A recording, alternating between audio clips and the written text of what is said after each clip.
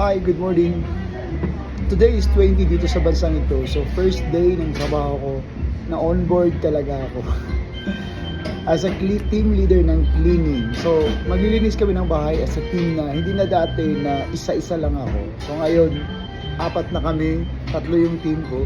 So sa isang bahay. Pero yung trabaho ko is sunduin ko sila.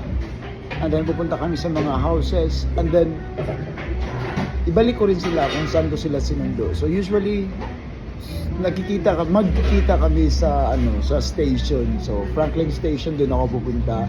And then doon ko rin sila ihatid pagkatapos ng trabaho namin. Maganda to kasi team.